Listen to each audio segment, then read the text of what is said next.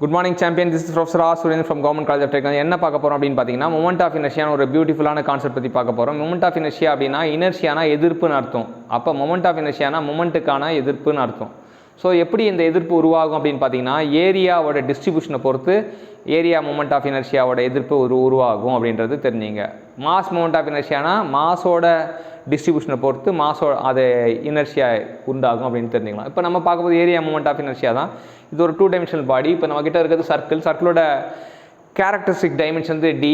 அப்போ ஐஎக்ஸ்எக்ஸ் பார்த்தீங்கன்னா it is a moment of inertia about X axis அப்படின்வாங்க. இது πd⁴/64.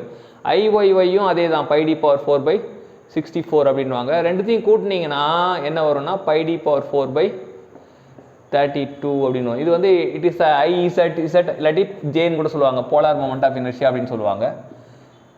அதுதான் வந்து நம்ம தெரிஞ்சுக்கணும். அடுத்தது பார்த்தீங்கன்னா இது ரெண்டுத்துக்கும் ரேஷியோ கேட்பாங்க, IXX/IYY. இது டிஆர்பியில் கேட்டிருக்காங்க. அப்போ இது வந்து 1, ரெண்டுமே ஈக்குவலாக இருந்தால் 1 ஆகிடும் அப்படின்றத தெரிஞ்சுக்கலாம். அடுத்தது பார்த்தீங்கன்னா இதோட IXX வந்து A⁴/12, IYY A⁴/12. அப்போ IZ வந்து A⁴/6. ரெண்டு கூட்டினா வந்து எல்சிஎம்மில் இது வந்துடும். இது வந்து இதுவும் 2 1 தான். இது பார்த்தீங்கன்னா இங்கே BD⁵/12, இங்கே DB⁵/12.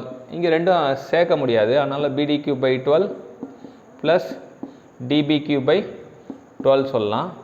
இங்கே ரெண்டுத்து ரேஷியோ எடுத்திங்கன்னா என்ன ஆகிடும், 12 கேன்சல் ஆகிடும். BD³ வந்து ஒரு BD இருக்கும், D² இருக்கும், இங்கே B²/B² அப்படின்ட்டு தெரிஞ்சுக்கலாம்.